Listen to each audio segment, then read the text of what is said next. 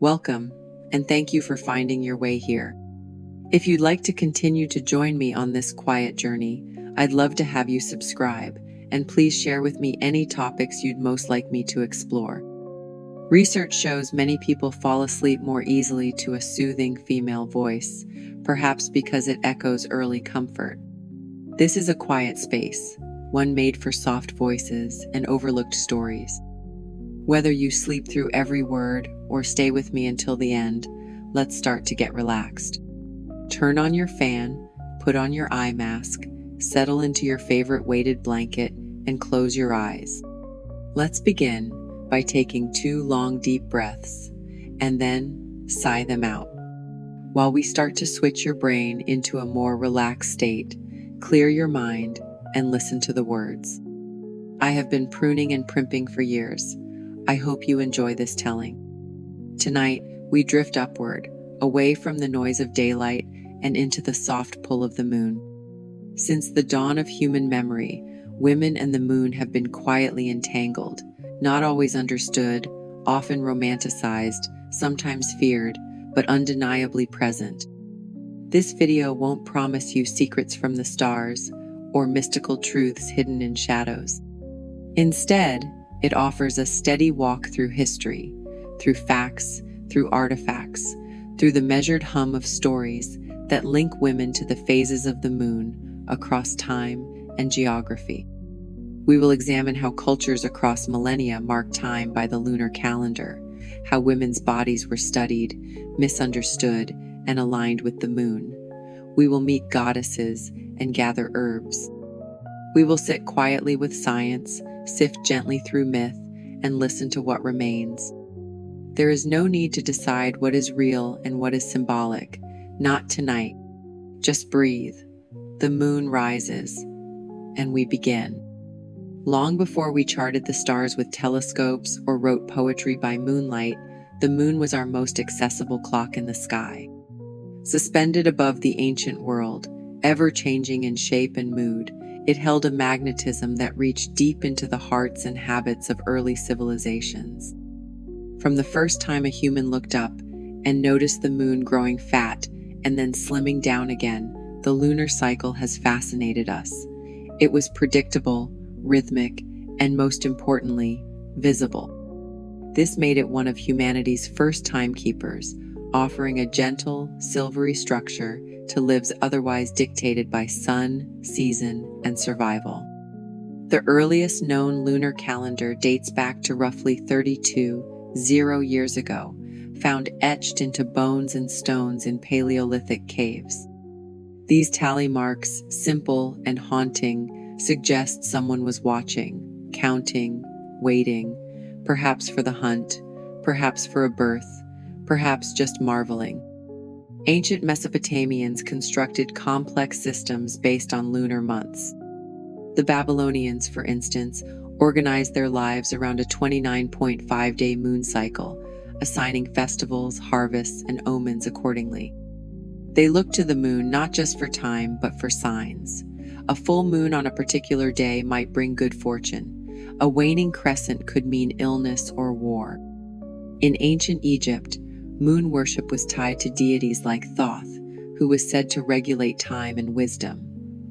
Their calendars, though solar in structure, were often cross-checked by lunar events. The moon wasn't just celestial decoration, it was verification. In India, the Vedic tradition and later Hindu cosmology incorporated lunar phases into rituals and auspicious timings, known as muhurta. Whether planting crops or arranging a wedding, aligning with the moon's mood was as crucial as wearing your finest attire. The ancient Chinese lunar calendar, still in use today for festivals and cultural observances, linked the moon's rhythm to the 5 elements and 12 animal signs. A birth under a certain moon could shape a life's destiny. And in Mesoamerica, civilizations like the Maya and the Aztecs developed intricate calendrical systems blending lunar and solar observances. The moon, often personified as a goddess, was entwined with fertility, war, and prophecy. Women, in particular, may have had an intimate connection with the lunar cycle. The regularity of menstruation, roughly matching the moon's phases, likely deepened the sense that this celestial body had something to do with the feminine, the fertile, the mystical. While not every woman menstruates in sync with the moon, the connection was noted early and often enough to shape myths and metaphors across cultures. From etchings on mammoth tusks to water clocks in temples, our ancestors chased the moon, trying to keep pace with its elusive glow. The lunar calendar didn't just measure time, it shaped it, setting the tempo for ritual, rest, labor, and legend. So tonight, as you drift, imagine yourself in a different time, a darker world lit by firelight and moonlight, where time ticked not in seconds, but in shadows, tides, and silver crescents above. As human societies became more organized, the moon's steady rhythm transformed from a distant mystery into something far more practical, a gentle clock in the sky. Long before anyone owned a wristwatch or even a written calendar, the moon offered a glow you could trust. It told farmers when to plant and when to rest. It cued ceremonies, migrations, and the odd royal decree. In early agrarian cultures from Mesopotamia to Mesoamerica, the lunar month was more than a poetic notion. It was a tool. Its phases could be seen and sensed by all, regardless of education or social class. No need to readjust, look up. A sky for everyone. The moon had fans in high places. In ancient Egypt, Thoth, god of wisdom and timekeeping, was linked to the lunar cycle. In India, entire religious festivals still wax and wane with the moon. The Maya tracked it so precisely they predicted eclipses with uncanny accuracy, using them to mark sacred dates and shuffle dynasties. And the rituals followed. Offerings were made under crescent moons. Oaths were whispered beneath full ones. Across continents and centuries, the moon shaped more than schedule, it shaped meaning. Its light didn't tick like a clock. It pulsed, glowed, softened, and vanished. And maybe that's why we trusted it. Time measured not in minutes, but in mood. The earliest documented connection between women and the moon emerges not from written words, but from bones, stones, and cycles. Anthropologists studying ancient artifacts like the 25,000-year-old Venus figurines have noted deliberate markings, incised notches, and lines that appear to tally time. One of the most famous examples, the Venus of Lausel, cradles a horn carved with 13 notches. That number? It corresponds to the average number of lunar cycles in a year and, coincidentally, or not, the average number of menstrual cycles a woman experiences annually. In pre-literate societies, the moon likely served as one of the earliest timekeepers, particularly for those with uteruses. Long before the concept of weeks or months was formalized, the waxing and waning of the moon provided a visual cue for those tracking bodily changes. In many early cultures, menstruation was referred to in moon-based language. Women were said to be on their moon or to have been touched by the moon. This connection wasn't merely practical, it was mystical. The moon's regularity offered a reassuring mirror to the body's mysteries. And while today we have apps and alerts, ancient women may have looked to the sky to anticipate rhythms of rest, renewal, and release.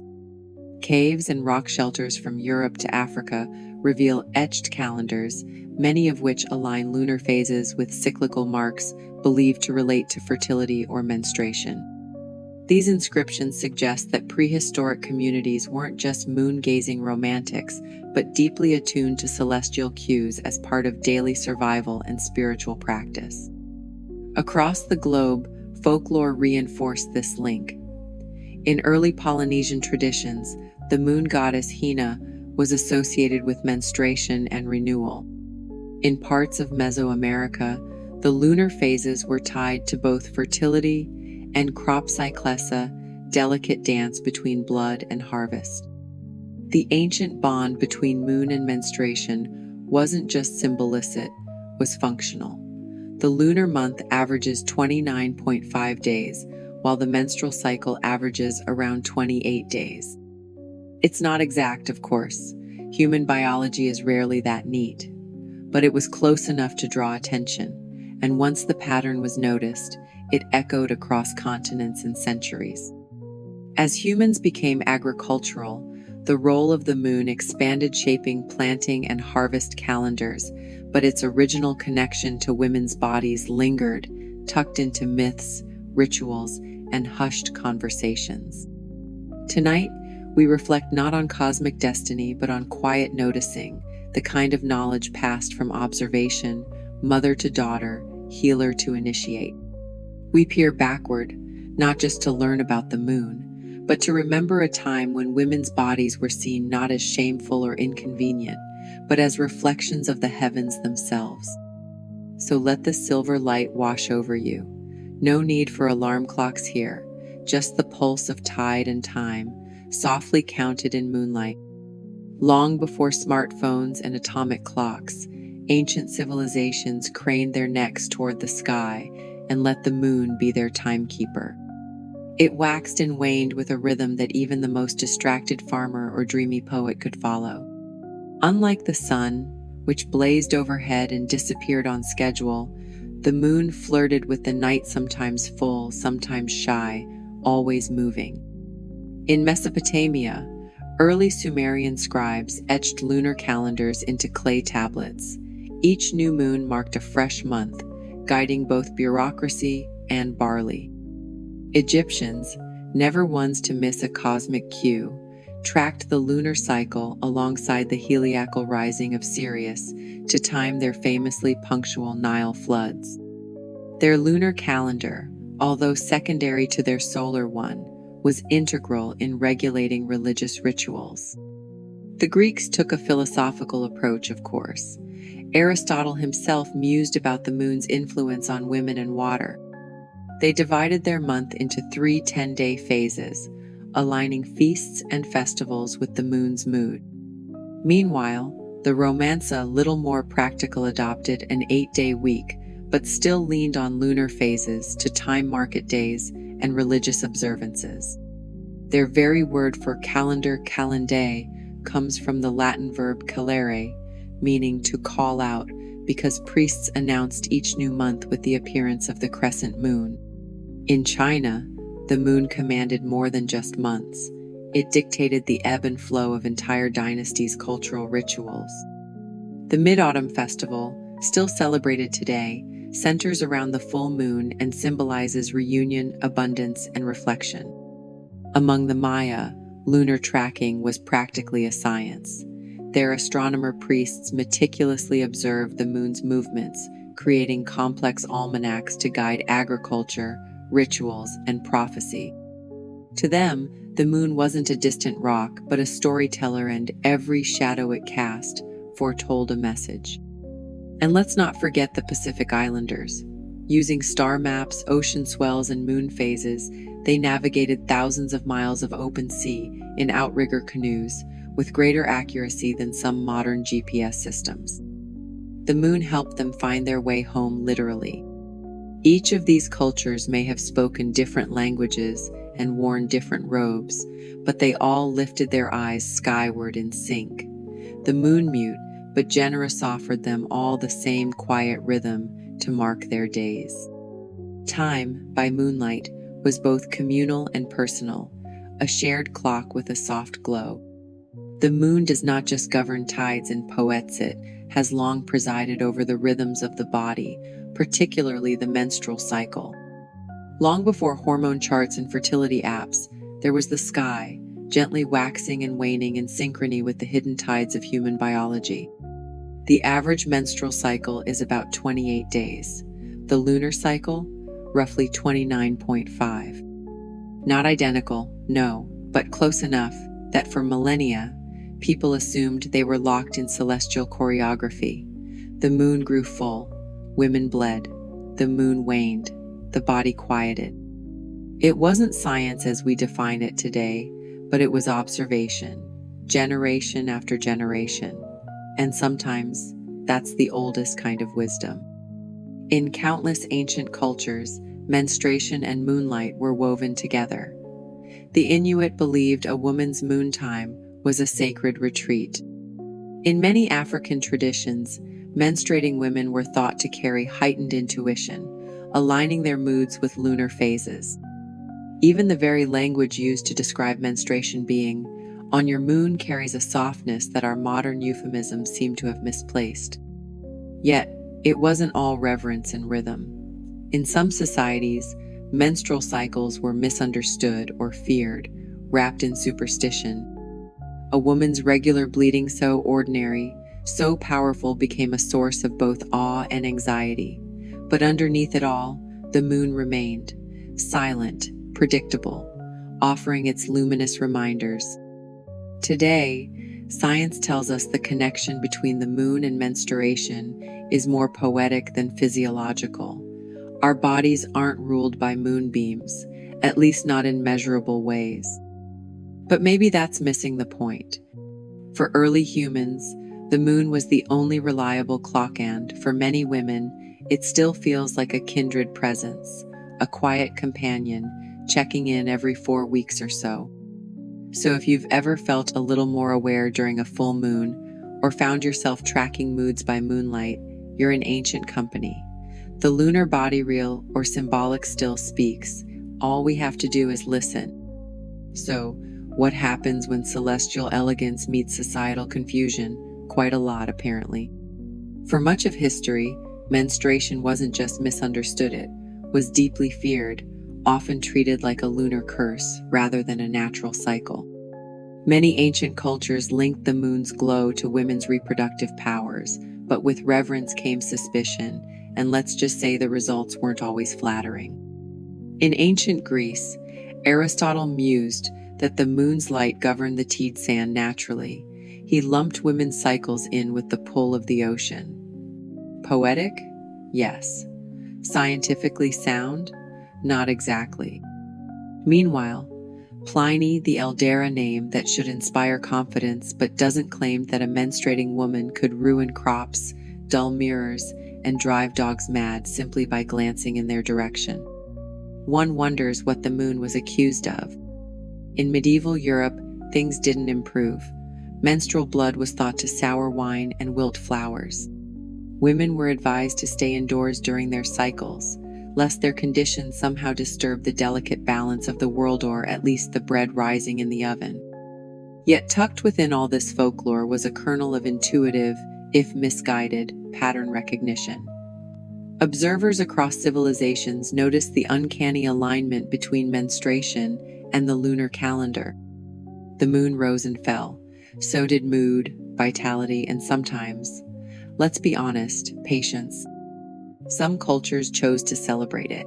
Among the Navajo, a girl's first menstruation was honored with the Kinalda ceremony, aligning her emerging womanhood with the rhythms of the earth and sky. In ancient India, the moon was a symbol of divine feminine energy, and its connection to menstrual cycles was framed with reverence. Still, for every tradition that revered the lunar tie, another buried it beneath stigma. The moon, serene in the sky, cast its silver light over generations of women told to shrink, hide, or hush. And while science eventually caught up enough to debunk the more ludicrous claims, cultural residue lingers. Today, some still speak of being on their moon, a gentle phrase that reconnects a very human experience with the quiet dignity of celestial timekeeping. So here's to the moon not just as a cosmic rock that brightens the night, but as an unbothered witness to centuries of both mythology and misunderstanding. Let it rise, as it always does, indifferent to superstition and perfectly in rhythm. And while moonlight bathed the world in silver, it also cast some long shadows, especially for women. In many ancient cultures, menstruation wasn't just a bodily function tied to the moon. It was a cosmic inconvenience, or so the story went. From the Himalayas to the highlands of Scotland, menstrual taboos crept into the cultural fabric. In some parts of India and Nepal, Women were and, in some cases, still are banished to tiny huts during their cycle, a tradition called chowpatty. The reasoning, impurity, the reality, isolation, discomfort, and not a small amount of resentment. But let's be honest, while these restrictions were wrapped in spiritual language, we have to wonder if the patriarchs of old didn't suspect women might actually enjoy the solitude. A break from chores, questions, and unsolicited opinions? Oh no, how terrible. In some Native American cultures, menstruating women were sequestered not because they were seen as unclean, but because they were considered spiritually powerful. Too powerful, in fact, to be around others. It's hard to say which was more isolating, being treated as dangerous or as sacred. Either way, the result was often the same time alone in a moon lodge or a red tent while life went on outside. Even in ancient Rome, Pliny the Elder claimed that a menstruating woman could sour wine, rust iron, and send crops into a tailspin. One can only imagine how much power he thought a menopausal woman wielded. So, while we admire the moon's glow and its soft ties to fertility, let's not forget, its waxing beauty came with some waning liberties. For every moon goddess etched in legend, there were 1,000 women quietly tucked away, told they were too much for now. And maybe, just maybe, they sighed with relief at the break. The moon, it seems, offered not just a metaphor for cycles, but a monthly exit strategy with mixed reviews. And then came science peering into petri dishes and hormonal charts with the curious tilt of a moonlit owl. Researchers have long attempted to verify whether menstrual cycles and lunar phases truly align, or whether it's simply one of humanity's most enduring coincidences. The answer? A little bit of both, depending on which study you cite and whether Mercury is in retrograde. In truth, the menstrual cycle doesn't follow a neat 28-day script for everyone. It varies sometimes dramatically between individuals, lifestyles, and stages of life. Still, the statistical average lingers close to that lunar mark, enough to keep the question alive in both labs and lullabies. Some scientific studies have found subtle correlations between ovulation patterns and moonlight exposure. In the absence of artificial light, women's cycles occasionally shift, aligning more closely with the full or new moon. Others argue it's mere nostalgia, yearning to see meaning in the mirror of the night sky.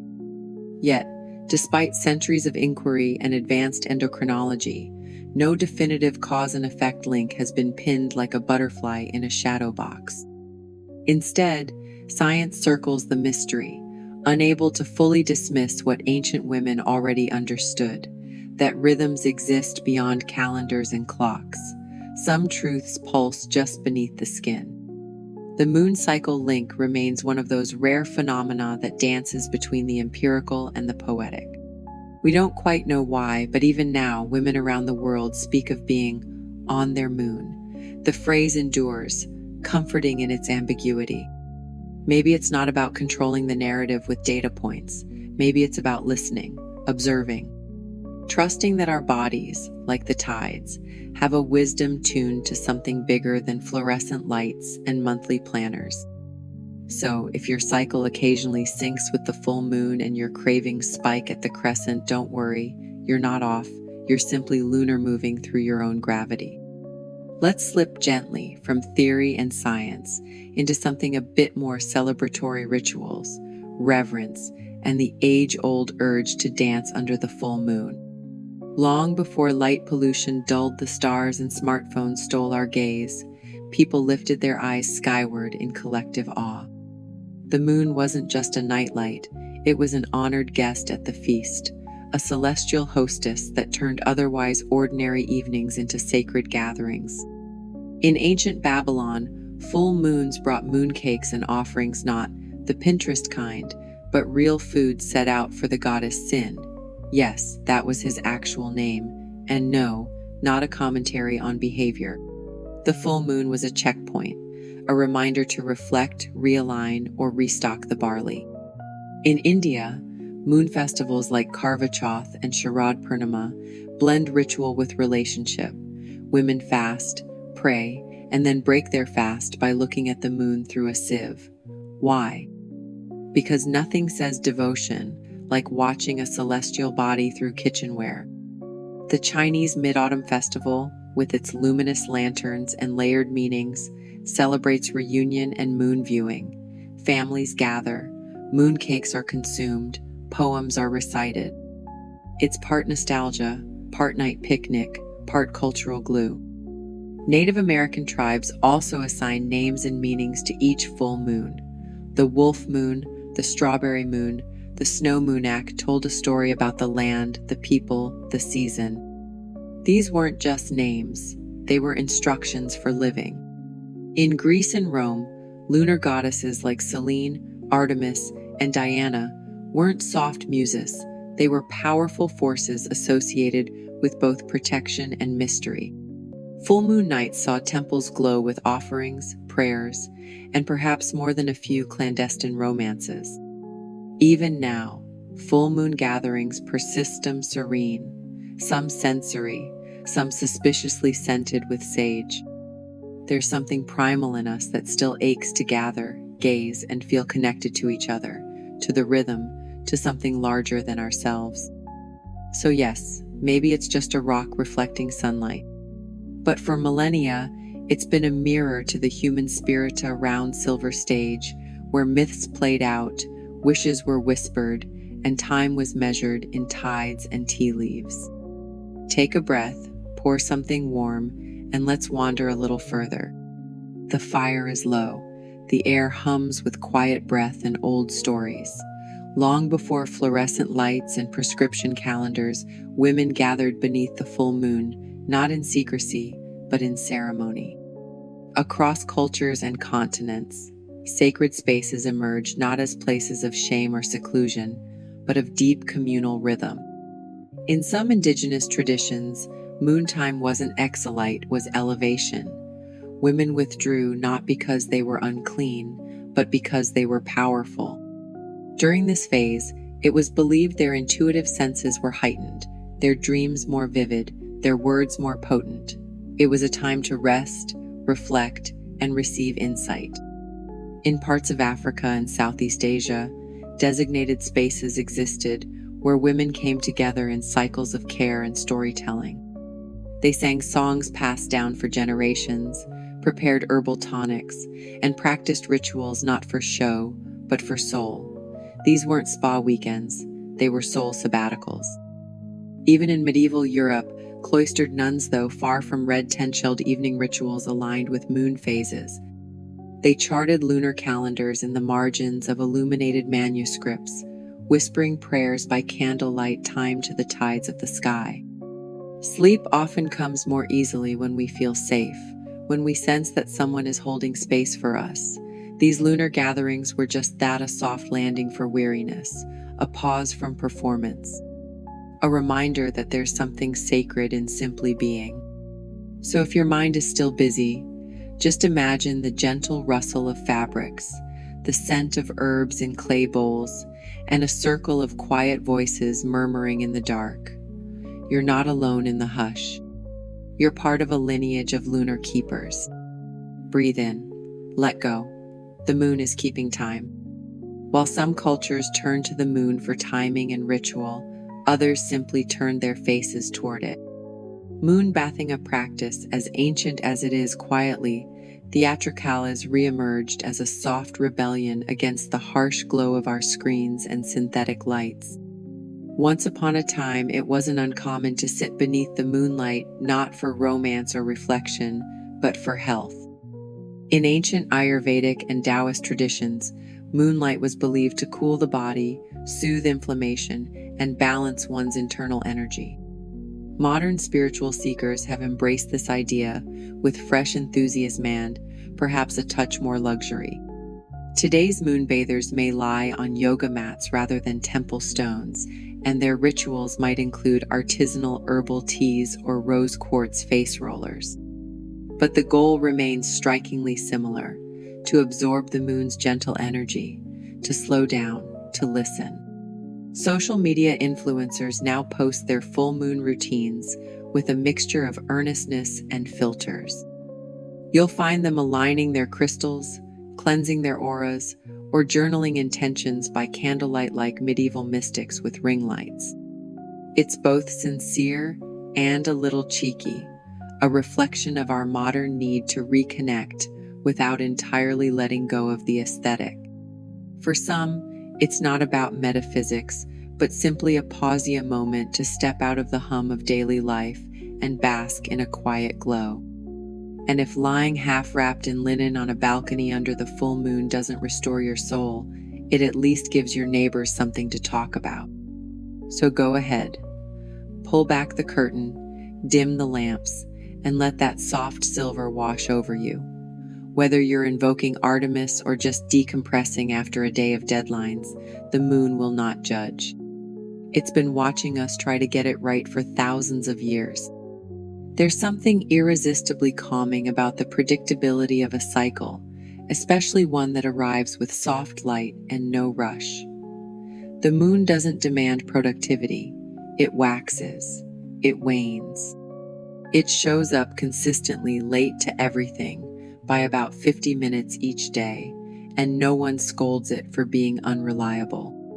That gentle drift is more than poetic, it's deeply physiological. Human brains and bodies crave rhythm. Whether it's the circadian hum of daylight and dark, or the quiet tug of monthly patterns, we respond to the familiar with a softening of the nervous system. Rituals built around these, cycles: lighting a candle at moonrise, journaling with each new moon, simply noticing, can provide not just comfort, but coherence.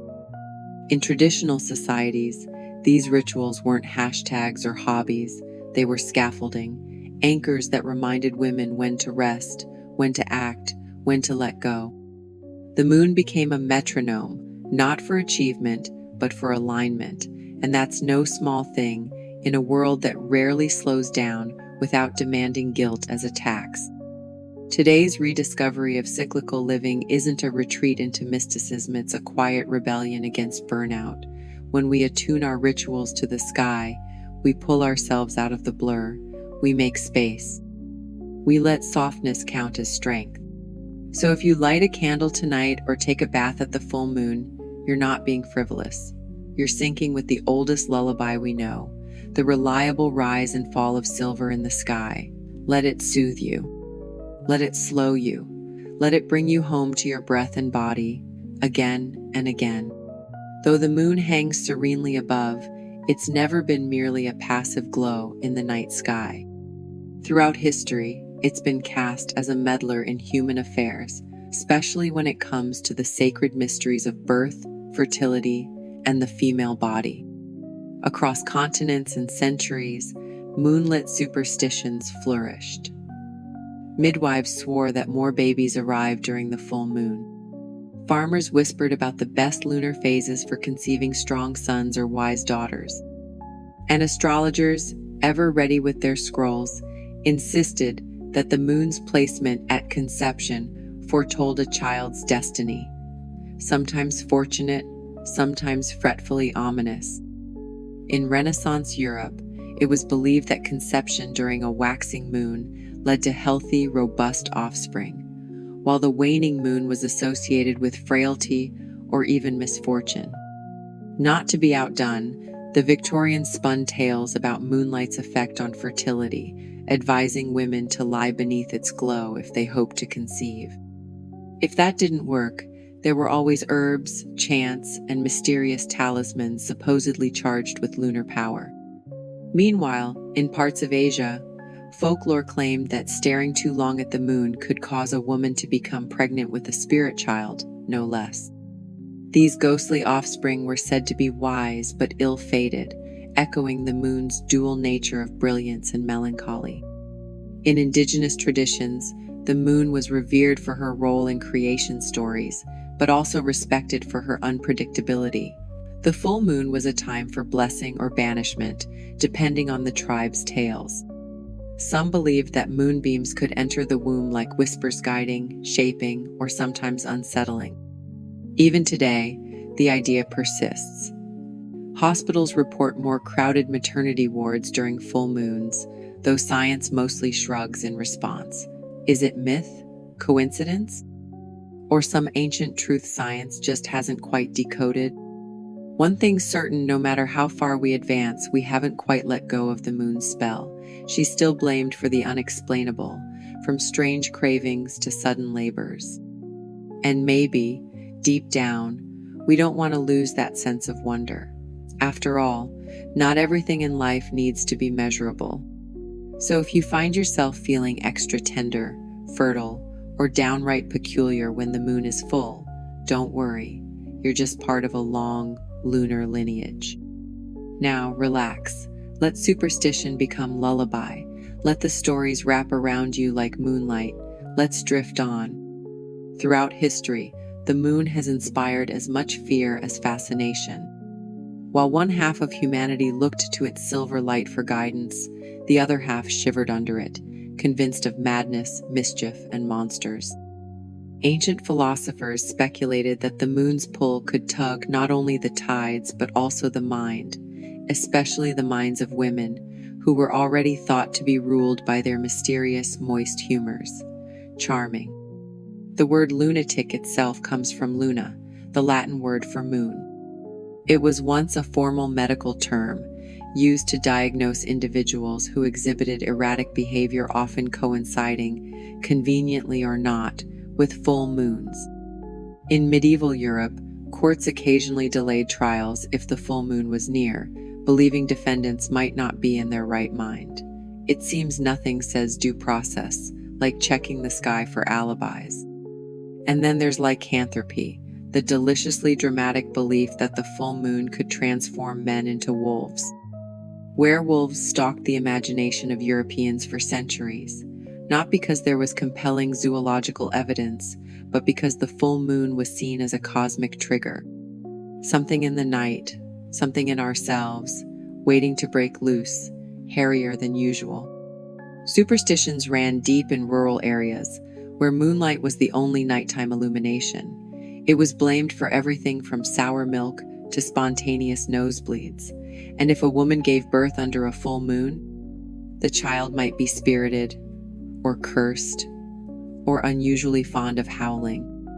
Even well into the 19th century, hospitals noted increased admissions to asylums during the full moon. Modern science has largely debunked the idea of the moon affecting human psychology, though emergency rooms and police dispatchers still brace themselves every month just in case. But isn't that the beauty of it? The moon, serene and silent, carries centuries of our projections, both sacred and spooky. It's a mirror for our fears and our fantasies. A reminder that we've always looked to the heavens, not just for navigation, but for meaning. So tonight, if you feel a little restless, blame it on the moon. Just maybe don't run barefoot into the woods unless you've packed snacks. They blamed the moon for everything: madness, mayhem, even matted hair. But perhaps nowhere did lunar suspicion run more potent than around women who knew things: midwives, herbalists, and witches.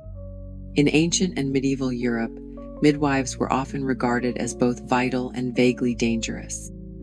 They ushered life into the world, whispered herbal secrets, and gasped knew when a baby might arrive just by watching the sky. This moon-watching business didn't sit well with those invested in controlling knowledge. A woman who could read cycles and tides? Too powerful, clearly, probably consorting with the moon itself. The moon became a scapegoat and a spotlight. Its shifting phases were said to affect a woman's womb, her sanity, her morality. And those who seemed to manage that ebb and flow, who helped others navigate it, became suspect. Midwives, often also healers, became targets during inquisitions and witch hunts. Not because of their cauldrons, but because of their calendars. In folklore, witches were frequently depicted flying by night, lit by a full moon, heralds of chaos.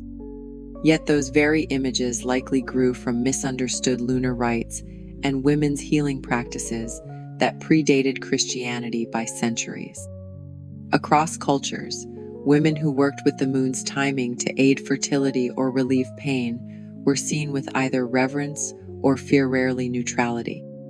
In Japan, onmyoji, yin-yang masters, included women who used lunar knowledge to maintain health and spiritual harmony. In parts of Africa and the Americas, women who practiced moon-based medicine were respected until colonization brought suspicion and stigma. The irony? These women weren't wielding dark powers. They were practicing ancient science tracking cycles, knowing when to rest, when to gather certain herbs, when to expect life to emerge. But in patriarchal cultures, empowered women reading the moon became too symbolic to tolerate. Today, the resurgence of interest in moon cycles, fertility awareness, and herbal traditions reclaims that power. But let us not forget that for centuries, women paid dearly for knowing what the moon knows. So let's light a candle, raise a brow, and acknowledge that reading the moon isn't spooky, it's science with rhythm. And those so-called witches? They were the first lunar scientists moonlighting, quite literally. The moon has always shimmered as a symbol of femininity, mystery, and change, but when placed in women's hands, that lunar power has often been treated like a double-edged sword. Revered in myth and feared in doctrine, the feminine-lunar connection has been both exalted and suppressed depending on the century, the culture, or who happened to be in charge. Take, for instance, the goddesses who personified the moon. From Artemis to Hecate to Chandra, they weren't just celestial, they were complicated, powerful, and often unpredictable. That very unpredictability, much like the tides was, inspiring to some and suspicious to others. The idea that women could harness this lunar power for healing, intuition, or influence. Wonderful, unless it threatened someone's authority. Historically, women associated with the moon, midwives, herbalists, spiritual leaders, were often venerated and vilified, celebrated for their wisdom one day, accused of heresy or witchcraft the next. The moon gave them metaphorical glow, but also cast long shadows where mistrust grew. Even modern movements that embrace lunar rituals walk this line. The power of cyclical living, tuning into one's body, aligning with the moon's phaseset can be healing, yes. But it also pokes the bear of societal norms that favor linear productivity and dismiss introspection as indulgence. It seems the moon, like many women through history, must walk a careful path. Too bright, and it blinds. Too soft, and it's dismissed. But even in this paradox, there's beauty. The moon's pull is steady, whether anyone notices or not. So as we drift tonight, let us rest in the quiet confidence of that pull. Gentle, yes, but not without power. A silver reminder that strength and softness have never been mutually exclusive. Throughout history, timing has mattered in medicine, especially traditional medicine, and few natural clocks were as revered as the moon. Across diverse healing systems, lunar phases were used not just to predict tides or plant crops, but to schedule treatments. The moon wasn't merely symbolic, it was strategic. In traditional Chinese medicine, practitioners observed that the full moon intensified the flow of energy, or qi, through the body. Treatments such as acupuncture or cupping were sometimes scheduled to align with waxing or waning phases, depending on the nature of the ailment. For example, it was believed that the full moon could amplify both healing and harm, making it a potent but risky time to intervene. The new moon, by contrast, was associated with introspection and gentle detoxification. In Ayurveda, the ancient Indian system of medicine, the lunar cycle influenced daily routines, dietary suggestions, and detox plans. Certain herbs were thought to be more potent when harvested during specific moon phases, their medicinal qualities intensified by lunar light. Fasting during new moons or observing rituals during full moons was not just spiritual practice but integrated healthcare. Indigenous healers from Africa to the Americas timed sweat lodges, herbal remedies, and fertility treatments to the moon's rhythm. The phases were a kuno, unlike a prescription for when to cleanse, when to strengthen, and when to rest. Even European folk medicine leaned on moon charts. Farmers' almanacs didn't only instruct on when to prune roses, they advised midwives and apothecaries on when to bleed patients, administer tonics, or perform surgeries. The moon in this worldview could bless or botch an outcome. Today, while mainstream medicine doesn't schedule procedures based on the full moon, unless you're in a very niche wellness spa, echoes of this practice remain. Full moon yoga, lunar detox diets, and hormone balancing guides based on the moon phase now populate your social media feeds, dressed in soft fonts and pastel graphics. But the principle is ancient: the body as a garden, the moon as a calendar. So whether you believe in gravitational pull or just enjoy a reason to sip tea under a glowing sky, lunar timing still speaks to something deep, not superstition, perhaps just intuition, inherited. From the Appalachian Hills to the rice paddies of Southeast Asia, the moon has long been a celestial co-conspirator in the art of herbalism. Long before lab coats and centrifuges, our ancestors watched the sky to decide when to pluck mint or sow valerian. Lunar phases, particularly the waxing and waning moons, were believed to affect the potency of medicinal plants, an idea that continues to echo in farming circles to this day. Just ask any devoted reader of the Farmer's Almanac in rural Virginia. The wisdom went something like this: plant above-ground crops during a waxing moon and root vegetables during the waning. When it came to medicinal herbs, many believed that harvesting under the full moon captured the plant's fullest vitality, an ancient kind of botanical moonbathing. The light of the moon, it was thought, imbued the plant with a certain glow, a potency amplified by celestial timing.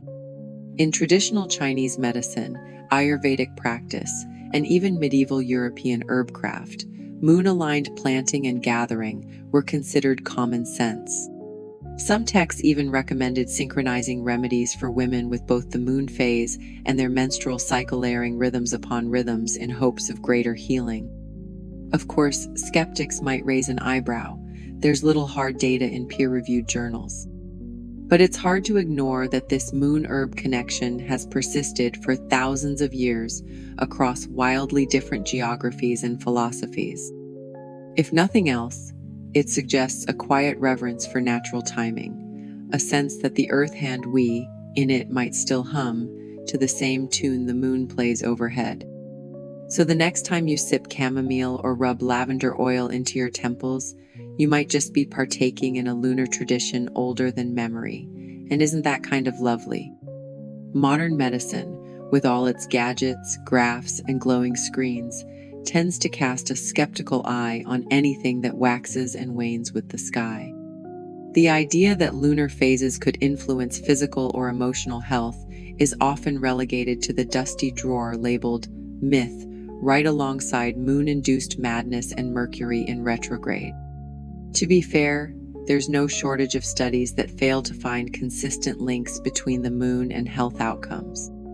Menstrual cycles, for instance, don't uniformly align with lunar phases, and emergency rooms aren't statistically more chaotic on full moons. But the absence of conclusive data hasn't dimmed the public's fascination. Ask nurses on night shift or midwives who've attended dozens of births during a full moon, they'll tell you with a knowing smile that something's up. Maybe it's anecdotal bias, or maybe science just hasn't asked the right questions yet. What we do know is that human biology is deeply rhythmic. Our circadian clocks, our hormone cycles, even our sleep and appetite patterns, all governed by internal oscillations that once had to sync with nature's cues. The moon, stubbornly unblinking in its orbit, was the most reliable of those cues for millennia. So is it myth? Maybe. Placebo? Possibly. But perhaps the better question is, does it matter?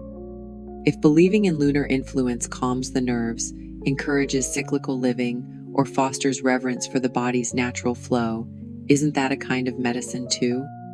In the clinical world, what can't be quantified is often dismissed. But we live in bodies, not spreadsheets. And as history has shown, today's folklore sometimes becomes tomorrow's finding. So for now, while we wait on the research, let the moonlight in. Science may not salute it, but your soul just might. And with that soft beam of moonlight drifting through our imaginary window, let's continue on this quiet path. Even as telescopes replaced moonlight myths, the silver orb continued to glow in the collective imaginations, just refracted through the prisms of art, poetry, and the occasional Gothic painting. In classical literature, the moon was less of a celestial body and more of a character in her own right. She was moody, mysterious, and oddly available whenever a tragic heroine needed to swoon. The Romantics leaned into this with abandon. Byron, Shelley, Keats, these were not men afraid of waxing lyrical about the moon. She became a stand-in for lost love, unreachable desire, and poetic despair. You know, the usual Tuesday emotions. The pre-Raphaelites took this lunar obsession a step further. Their paintings often glowed with a kind of silvery pallor, giving their subjects an ethereal, almost moonlit beauty. Long hair, longing gazes, and a suspicious number of lily-sit was practically a moonlit fever dream. Women in these works weren't just muses, they were moonlit mysteries incarnate. In folklore and fairy tales, the moon was both a beacon and a veil. She lit the path for the lost, transformed maidens into wolves, and whispered secrets to witches. She was mother, mistress, and occasionally meddler. Depending on the tale, she might bless a child or curse a kingdom. Consistency was not her strong suit. Even in more modern works, the moon still looms a glowing rock, more a cultural touchstone. She's in song lyrics, on book covers, and deeply embedded in metaphors for loneliness, hope, and the cyclical nature of life. Not bad for a chunk of rock orbiting at 855 miles away. So if you've ever found yourself staring out the window, sighing dramatically at the full moon, you're in good company. You're part of a long line of moon gazers, storytellers, and sleepy dreamers who looked up and saw not just a light in the dark, but a mirror. And in that soft glow, whether brushed in paint or whispered in verse, the moon keeps watching, still there, still waiting, still turning mundane thoughts into something almost sacred.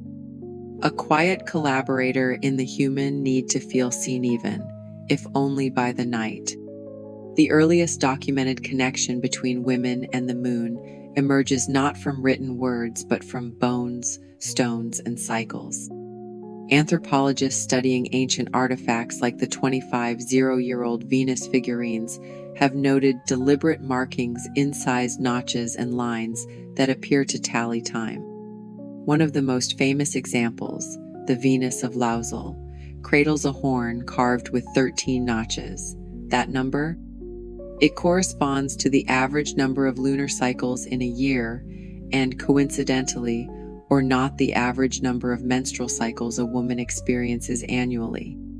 In pre-literate societies, the moon likely served as one of the earliest timekeepers, particularly for those with uteruses. Long before the concept of weeks or months was formalized, the waxing and waning of the moon provided a visual cue for those tracking bodily changes. In many early cultures, menstruation was referred to in moon-based language. Women were said to be on their moon, or to have been touched by the moon. This connection wasn't merely practical, it was mystical. The moon's regularity offered a reassuring mirror to the body's mysteries. And while today we have apps and alerts, ancient women may have looked to the sky to anticipate rhythms of rest, renewal, and release. Caves and rock shelters from Europe to Africa reveal etched calendars, many of which align lunar phases with cyclical marks believed to relate to fertility or menstruation. These inscriptions suggest that prehistoric communities weren't just moon-gazing romantics, but deeply attuned to celestial cues as part of daily survival and spiritual practice. Across the globe, folklore reinforced this link. In early Polynesian traditions, the moon goddess Hina was associated with menstruation and renewal. In parts of Mesoamerica, the lunar phases were tied to both fertility and crop cycles, a delicate dance between blood and harvest. The ancient bond between moon and menstruation wasn't just symbolistic, it was functional. The lunar month averages 29.5 days, while the menstrual cycle averages around 28 days. It's not exact, of course. Human biology is rarely that neat. But it was close enough to draw attention, and once the pattern was noticed, it echoed across continents and centuries. As humans became agricultural, the role of the moon expanded, shaping planting and harvest calendars, but its original connection to women's bodies lingered, tucked into myths, rituals, and hushed conversations. Tonight, we reflect not on cosmic destiny, but on quiet noticing, the kind of knowledge passed from observation, mother to daughter, healer to initiate. We peer backward, not just to learn about the moon, but to remember a time when women's bodies were seen not as shameful or inconvenient, but as reflections of the heavens themselves. So let the silver light wash over you. No need for alarm clocks here, just the pulse of tide and time, softly counted in moonlight. Of all the celestial muses, the moon has long been a favorite in the heart-sand pensive women who write. From ancient verse etched on clay tablets to whispered lines scrawled under flickering candlelight, the moon has stood in as confidant, metaphor, and mirror. In women's poetry, the moon is rarely just a moon. She is longing, memory, or mystery. She's the pale face of solitude in Sappho's Lament. She's the glowing pulse in Emily Dickinson's Night Sky. She is not merely illumination, but a witness to secrets spoken when the world sleeps. Prose, too, has wrapped her in metaphor. For many female writers, the moon offers a quiet counterpoint to the sun's relentless glare. While the sun demands performance action, visibility, productivity, the moon gives permission to feel, to reflect, to rest. She asks for nothing but your gaze, and maybe, just maybe, your thoughts at 3 a.m. And let's not forget how often she appears in the pages of diaries and letters, those intimate forms where women confess the things they couldn't say aloud. I saw the moon tonight, they might write. And in that simple statement, so much unsaid hangs between the lines. Loneliness, hope, surrender. In modern times, the moon still peeks through female-authored novels and screenplays, often signaling a turning point or a truth half-spoken. She's not loud, but she lingers. Not commanding, but unforgettable. A crescent tucked in the corner of the page, offering subtle guidance and pale comfort. So tonight, as you drift in that liminal space between waking and rest, consider how many words worn in new have risen and fallen under her watchful glow. The moon has never missed a poem. She's heard them all. In the quiet hours when words soften and thoughts stretch long, the moon becomes more than a face, it becomes a veil. In art, in verse, and in lullabies whispered across generations, night has always worn silver, and women, so often cloaked in metaphor, have found themselves cast in that same moonlit glow. From oil paintings to temple carvings, the imagery of veiled women bathed in pale light has long graced the visual languages of diverse cultures. There is a hush to these portrayals, a reverence, a pause. Often seen gazing upward, silhouetted by crescent moons or cradled by stars, they appear as muses of midnight, protectors of dreams, or simply beings most themselves when the world slows down. In literature, night is not just a setting, but a state of being. The moonlight, with its refusal to burn and its willingness to soothe, is the perfect partner for tales of introspection, healing, or whispered rebellion. In these stories, women are not merely dreamers. They are watchers, weavers, and wanderers, wrapped in shawls of shadow and starlight. The symbolism of veil-seen truths, protected identities, quiet mystery takes on new weight beneath the moon. What is hidden may be sacred, what is obscured may be safe, and what shimmers in moonlight may not need definition at all. As this chapter winds into its softer moments, imagine yourself there. The veil is not a barrier, it is a blanket. The light is not harsh, it is permission.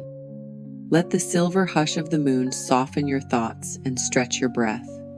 Let it be enough, tonight, to simply be part of the quiet unfolding. In recent decades, a quieter renaissance has bloomed under the same silver light. Contemporary artists, many of them women, have looked skyward to the moon, not as muse, but mirror reclaiming its symbolism for identity, healing, and power. The moon no longer hangs in the background of someone else's myth. She stands front and center. From feminist performance pieces that align menstruation with lunar cycles, to installations timed with the phases of the moon, this celestial body has become more than metaphor, it's a collaborator. Artists like Ana Mendieta, who worked with natural materials and landscapes, infused their work with themes of cycles and return. Others, like the contemporary photographer Rinko Kawauchi, capture moonlight not in broad concept, but in quiet, domestic moments, folds of fabric, a face in shadow. Poets and illustrators alike continue to thread lunar references through their work, not for mystique alone, but to evoke softness, strength, and evolution. The moon is no longer seen as a passive presence to pine toward. She is recast as witness, as keeper, as quiet accomplice in the long story of feminine becoming. This reclaimed moon is not always ethereal.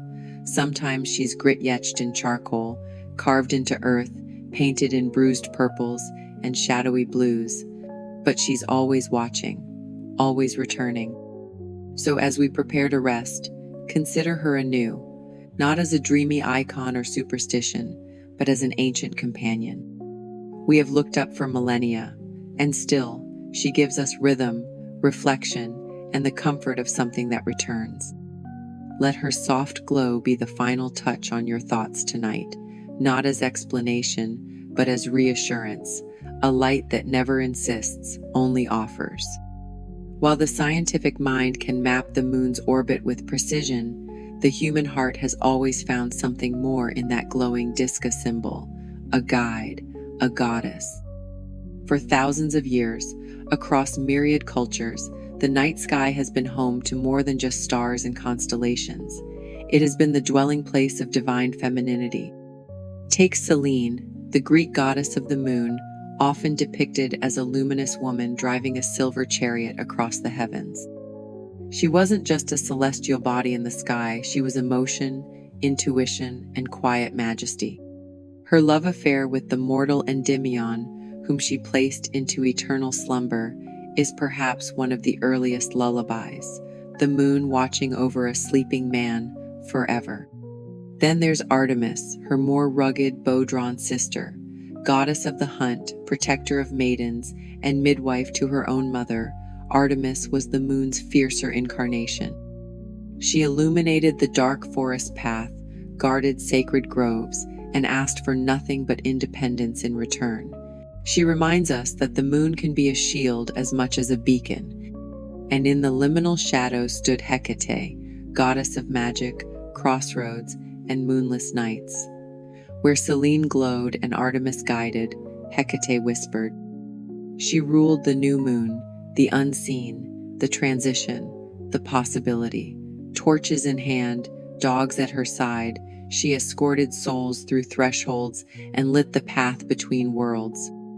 In modern times, Hecate's resurgence as a figure of feminine power speaks volumes. She is the mystery we walk into willingly. These goddesses didn't merely represent the moon, they embodied its phases. Full and nurturing, crescent and elusive, dark and transformative. Their myths wove together birth and death, hunt and hearth, magic and mundane. As the moon cast its light or withheld, it so too did these celestial women. They were never still, never static. They shifted, waxed, waned, and in doing so, taught generations of women to embrace the beauty of change. So if you find yourself staring up tonight, take a moment to imagine Selene's chariot, Artemis's arrow, or Hecate's torch. They are not just goddesses of myth, they are parts of you. And in their stories, you just might find your own reflection, quiet, powerful, and timeless, etched into the fabric of the sky. In India's long, starlit relationship with the cosmos, the moon was never just a light in the sky. It was a deity, a healer, a poet's muse. Chandra, the moon god of Vedic tradition, wasn't a distant, impersonal figure. He was luminous, emotional, and intimately entwined with the rhythms of life.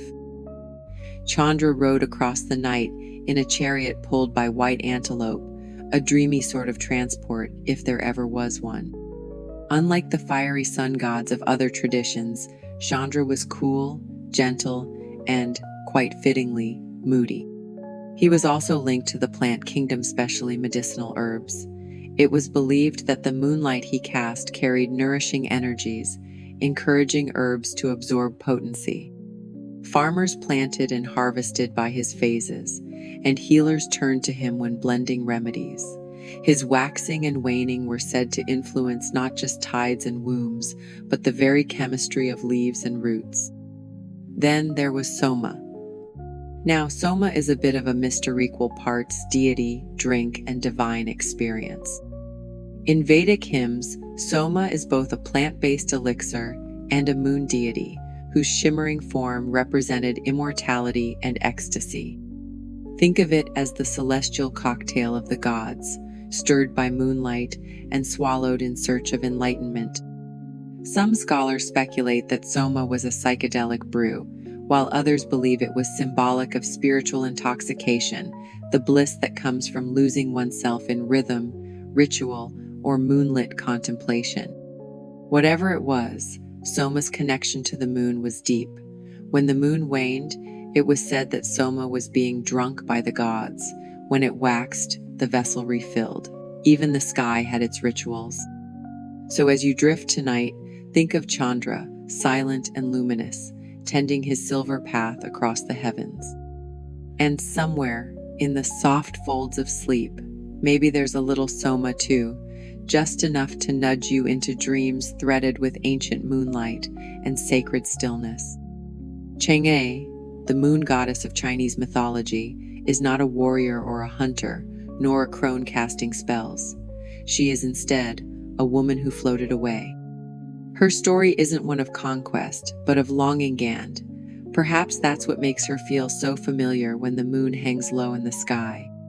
In the most popular version of the legend, Chang'e swallows an elixir of immortality intended for both her and her husband, the archer Hu Yi. She ascends to the moon alone, leaving him behind on Earth. There, in her quiet lunar palace, she lives in eternal solitude, accompanied only by a jade rabbit who tirelessly pounds herbs for the elixir of life. It's the kind of myth that lingers like a poem, simple, wistful, and somehow deeply human. Chinese festivals still honor her. During the Mid-Autumn Festival, families gather to eat mooncakes and gaze upward, imagining the pale outline of a woman and a rabbit in the moon's face. Children light lanterns and listen to stories of Chang'e, the lady on the moon, and adults, whether they admit it or not, pause for a moment of reverence. Unlike Western moon goddesses who shoot arrows or cast spells, Chang'e embodies a softer power. She is not overtly protective, nor fearsome. She doesn't command storms or tides. Her influence is subtler, more reflective, like the moonlight she inhabits. In her story, there is sacrifice, a touch of regret, and an unspoken grace in surrendering the world for a place among the stars. She reminds us that sometimes power lies in stillness. that even a quiet retreat can shape the myths of generations. Perhaps you felt her, to when you've longed for quiet, or watched the moon through a window and felt something stir. Not sorrow exactly, but a kind of soft ache. That's Chang'e's gift. She doesn't demand attention. She simply waits in silver silence, reminding us that solitude is not always loneliness. So if you're lying in bed tonight and the moonlight spills through the curtain, just so take a moment, let it fall over your face. You're not alone. She's up there too, still waiting, still watching, still wrapped in the glow of her own quiet myth. Throughout mythologies across the world, moon goddesses often share a striking constellation of traits. Whether gliding across the heavens in a silver chariot or presiding silently over midnight rituals, these figures embody solitude, mystery, and transformation. Solitude isn't just a narrative flourish, it's a symbolic stance. The moon is often seen alone in the night sky, her presence casting light without requiring applause. So too are her goddesses. Artemis of Greece, striding through forests unaccompanied; Hecate, watching crossroads in quiet; Chang'e, isolated in her lunar palace. Their stories rarely hinge on partnership. Instead, they are autonomous, defined by their own arc rather than by their relations to others. Mystery clings to them like dew. Their powers are vast and yet often veiled, healing and harming, guarding and punishing, ushering both birth and death. They are mothers, virgins, crones, and something in between. They transform not only themselves, but those who dare seek their favor. In tales and dreams, they hover just out of reach, their meanings refracted like moonlight on water. In Transformationa, here's where their true influence shines. Waxing, waning, eclipsing, they are never static. The lunar cycle is their heartbeat, and their myths echo change. They shift form, cross boundaries, defy binaries. They are symbols for those in flux, girls becoming women, women becoming wise, the inner self shifting seasons. To rest under the gaze of these ancient guardians is to embrace change without fear, so let their quiet power settle over you like a veil. Mystery is not something to be solved tonight, only witnessed. Solitude is not loneliness, it's sovereignty. And transformation, that ever-turning tide, is not a storm to resist, but a current to drift with, moonlit and unafraid. In the modern world, the moon has not lost its chimeric, has simply shifted domains. From sacred mystery to scientific marvel, it still pulls at the minds of those who watch the skies. For women especially, the moon became more than muse, it became mission. Though their names may be less familiar, women have charted stars, tracked lunar movement, and interpreted moonlit messages for millennia. In ancient Babylon, priestesses were trained as astronomers. In Egypt, temple women mapped the heavens alongside their male counterparts. Centuries later, women like Hypatia in Alexandria and Hildegard of Bingen merged celestial observation with spiritual insight. These were not just dreamers, they were scientists in robes, counting stars with care. Fast forward to the Renaissance and beyond, and you'll find women like Maria Kunitz and Caroline Herschel, brilliant minds who, despite societal constraints, sketched celestial maps and discovered comets. Even when barred from universities, they found the moon in their own backyards. With homemade tools and endless patience, they proved that curiosity needs no permission slip. The 20th century ushered in the space age, and with it, a slow but steady inclusion of women. From calculating moon landings, thank you, Katherine Johnson, to naming features on the lunar surface, female scientists began reclaiming space literally and metaphorically. And now, women are astronauts, engineers, planetary geologists, and yes, still astrologers, reminding us that not all mysteries need solving to be meaningful. It's poetic, really. The moon, once blamed for madness and menstruation, now honors its watchers with crater names and research grants. The myths may have faded, but in their place are telescopes, algorithms, and a few awe-filled stargazers, many of them women still whispering to the night sky. And so the moon remains a companion of opposites, a place both mapped and mystical, calculated and caressed. It is the eternal witness in the sky, and we, especially the women who look up, continue to see not just its face, but our own reflected back. They weren't the ones whose boots left imprints on lunar dust, but women were there running the numbers, designing the systems, holding the radios. The story of women in the space race is often told in whispers, tucked into the background while astronauts take center stage. But if we tilt our gaze just a little toward the corners of those iconic photographs and the margins of the mission briefings, we find them. Katherine Johnson, one of NASA's human computers, calculated flight trajectories with such precision that even the burgeoning computer systems had to double-check with her math. Her calculations were essential to the success of John Glenn's orbital flight in 1962. Johnson wasn't alone. Dorothy Vaughan and Mary Jackson, also at NASA, worked in a time of segregated facilities, pushing both racial and gender boundaries in the name of science.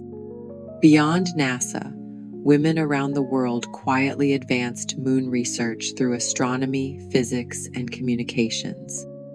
Soviet cosmonaut Valentina Tereshkova became the first woman in space in 1963, and though she didn't walk the moon, her achievement signaled that space was not a boys-only club.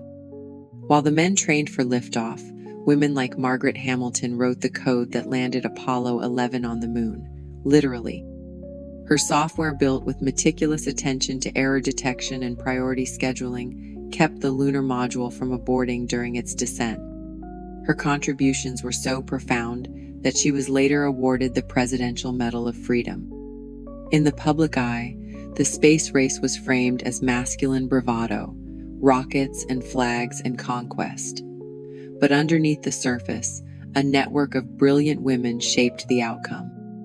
They weren't on the magazine covers, but they were in the mission control rooms, classrooms, laboratories, and without them, there might not have been a moon landing to mythologize. These quiet pioneers didn't just contribute to the dream of reaching the moon, they rewrote what was possible. In the stories of the sky, they became part of the constellation. A shimmer here, a spark there, illuminating a path long obscured. While the moon might seem soft and mysterious, it's also a precision-tuned marvel of celestial mechanics. Let's start with distance. The moon orbits Earth at an average of 238,855 miles away. That's roughly 30 Earths, lined up end to end door, for the romantics, just far enough to be longed for, and close enough to influence every ocean on Earth. Speaking of which, the moon's gravitational pull is strong enough to lift entire seas. It orchestrates tides with such consistency that ancient sailors timed their voyages to its phases, and modern fishermen still do.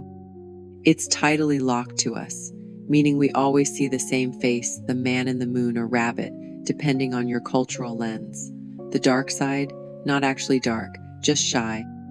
And while it may look luminous, the moon reflects only about 12% of the sunlight that hits it.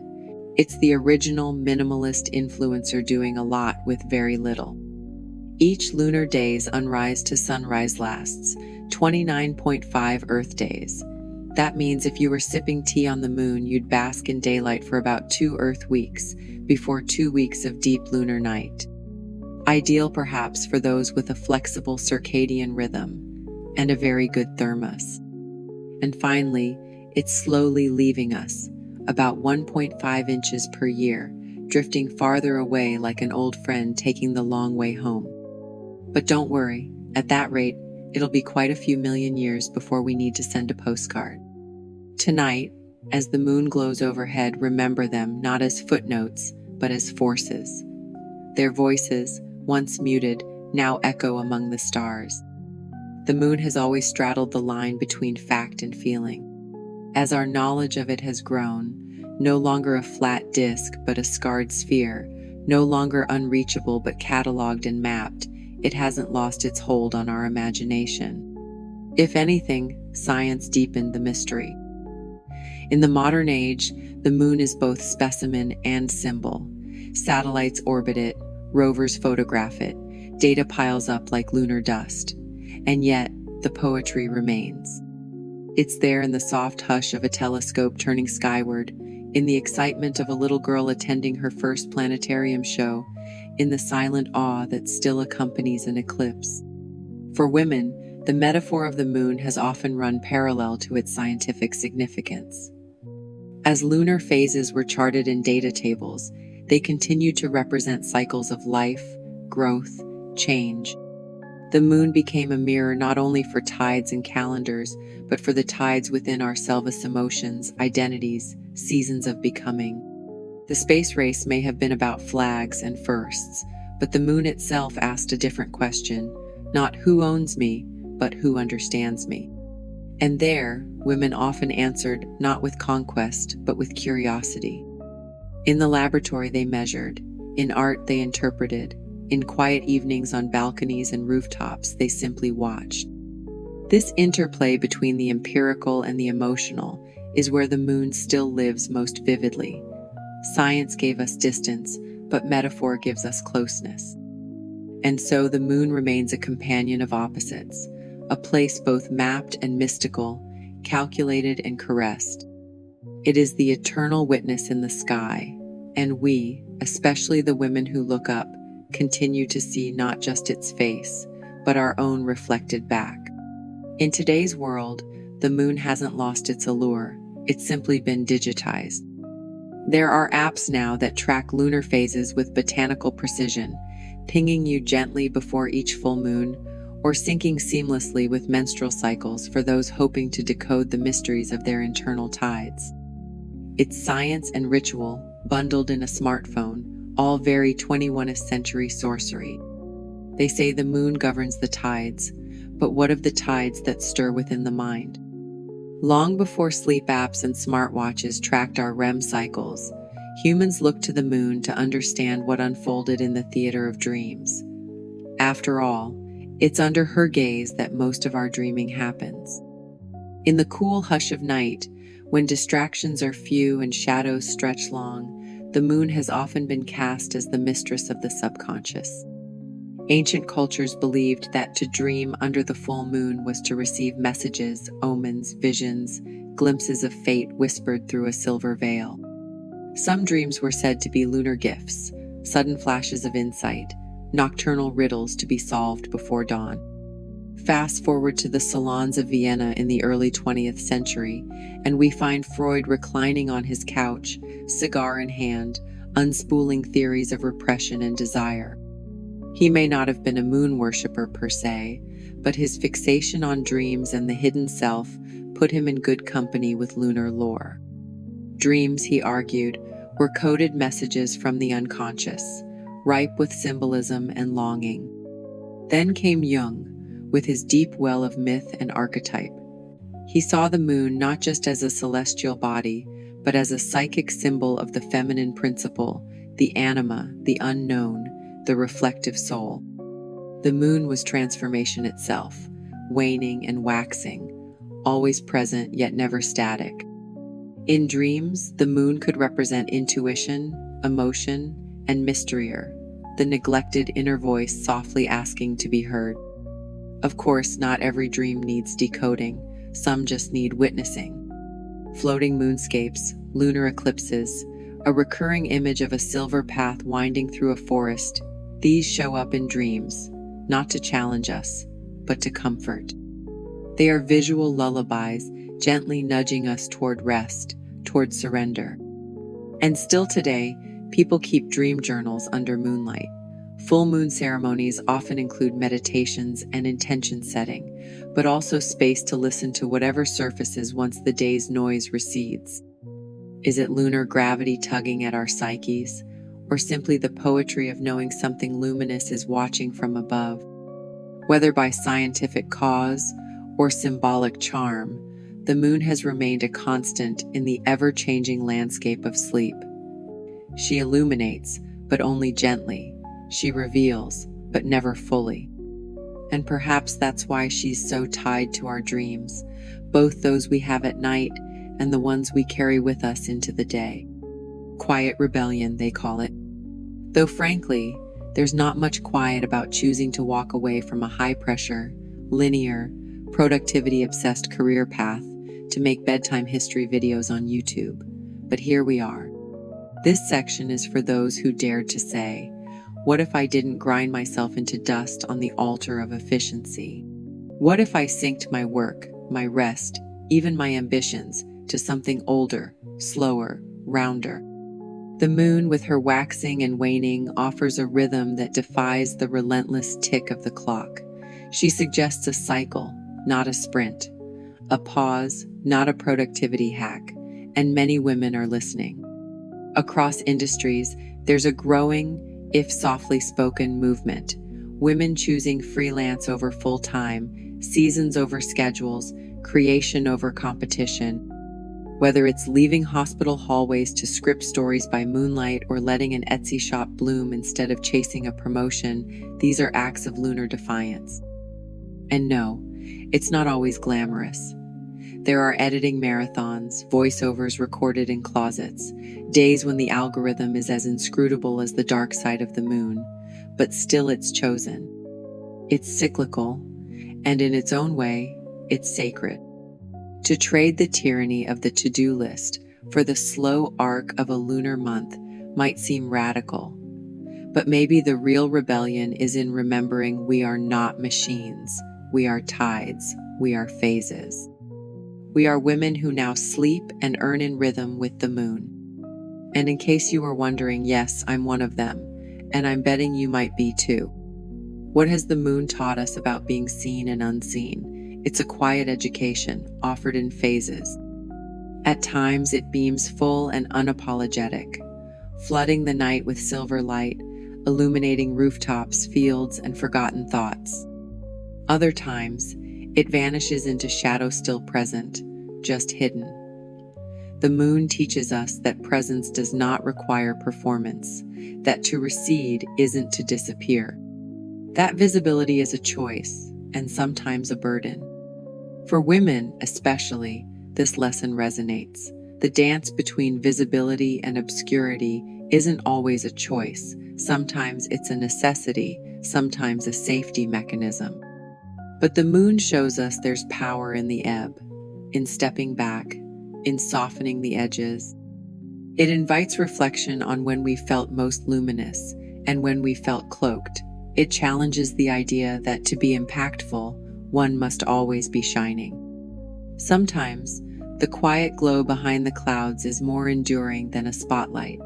It whispers that a life can be significant without spectacle, beautiful without constant exposure. The moon has never begged for attention. It simply cycles on, quietly commanding tides, calendars, and the rhythm of sleep. It is both witness and participant, seen and unseen. And in that duality, it offers women, those who've navigated centuries of being overexposed or overlooked, a tender kind of kinship. So as you lie back and feel sleep, begin to soften the edges of your awareness. Know this: you are allowed to glow and to fade, to be seen and unseen, to rest without apology. The moon does it all the time. What has the moon taught us about being seen and unseen? It's a quiet education offered in phases. At times, it beams full and unapologetic, flooding the night with silver light, illuminating rooftops, fields, and forgotten thoughts. Other times, it vanishes into shadow still present, just hidden. The moon teaches us that presence does not require performance, that to recede isn't to disappear. That visibility is a choice, and sometimes a burden. For women, especially, this lesson resonates. The dance between visibility and obscurity isn't always a choice. Sometimes it's a necessity, sometimes a safety mechanism. But the moon shows us there's power in the ebb, in stepping back, in softening the edges. It invites reflection on when we felt most luminous and when we felt cloaked. It challenges the idea that to be impactful, one must always be shining. Sometimes, the quiet glow behind the clouds is more enduring than a spotlight. It whispers that a life can be significant without spectacle, beautiful without constant exposure. The moon has never begged for attention. It simply cycles on, quietly commanding tides, calendars, and the rhythm of sleep. It is both witness and participant, seen and unseen. And in that duality, it offers women, those who've navigated centuries of being overexposed or overlooked, a tender kind of kinship. So as you lie back and feel sleep begin to soften the edges of your awareness, know this. You are allowed to glow and to fade, to be seen and unseen, to rest without apology. The moon does it all the time. When the sun dips below the horizon and the world falls quiet, something sacred begins. The night, long misunderstood as a time of fear or idleness, is a sanctuary, a gentle space where the body restores and the spirit wanders. Across cultures and centuries, night has belonged to women, not just for rest, but for dreaming, healing, and becoming. In ancient Egypt, dreams were not idle byproducts of sleep, they were portals. Temples of healing often had special dream chambers, where priestesses would guide seekers into sacred sleep, interpreting visions as divine messages. In Greek tradition, sleep and death were siblings, but in between them lived Hypnos, cradling mortals in restorative slumber. The moon glowed above it all, a quiet sentinel of the mysteries within. For women especially, the night offered something society rarely did during the day: permission to pause. No performance, no proving, just stillness. In the hush of a moonlit room, the pressure lifts, the bed becomes an altar, a candle flickers, the mind softens, and in that moment, however fleeting, we reclaim something vital. Modern life doesn't honor this pause.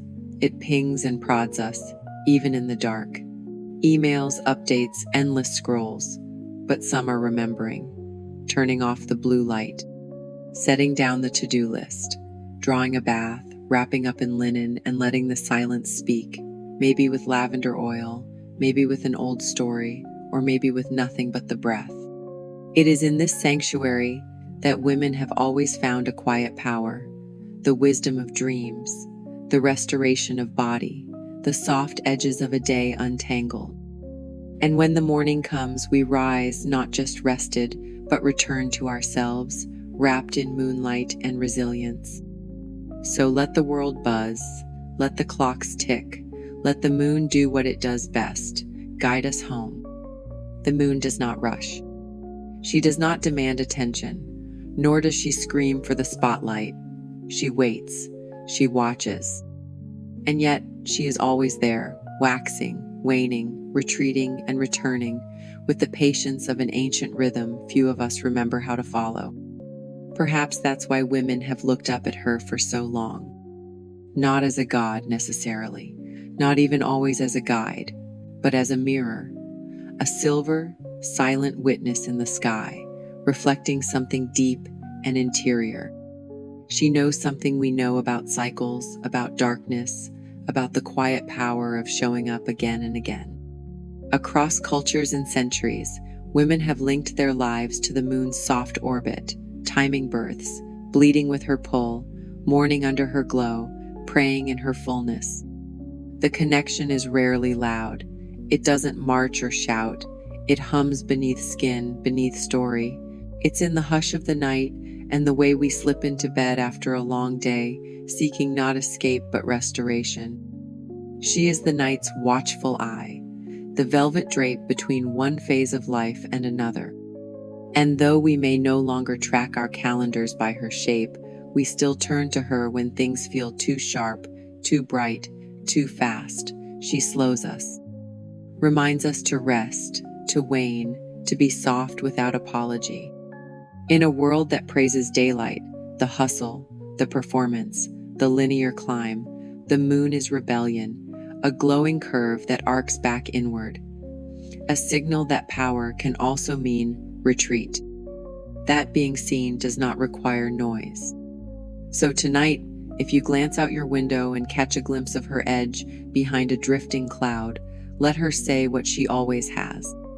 You don't have to shine to matter. You are not behind. You are not too much. You are simply in your own phase. And that, dear listener, is more than enough. Soften your breath. Let your limbs grow heavy. The moon is high, and you are home. And so, beneath the hush of night, we arrive here, at the edge of the visible, and just a breath away from dreams. The moon has witnessed every version of us, the daughters and dancers, the dreamers and defenders, the quiet rebels and tired mothers whispering prayers into darkened ceilings. For millennia, we have looked up and felt something reflected back, a rhythm, a mirror, a presence that does not demand, but simply is. Perhaps that's why the moon feels like ours, its pull not just on the tides, but on our stories, our bodies, and our mythologies.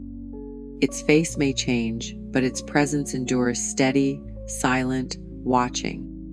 In a world that demands momentum and certainty, the moon reminds us of the elegance of phases, of becoming, unbecoming, and becoming again. It asks nothing but stillness. It offers no answers, only light enough to keep going. So as you settle into sleep, under your own roof and sky, know that you're in good company. You are part of a lineage of women who have loved the moon, feared it, sung to it, and followed its arc through fields, forests, kitchens, and cradle-rocked rooms. Tonight, may you rest not in spite of the unknown, but because of it. Good night.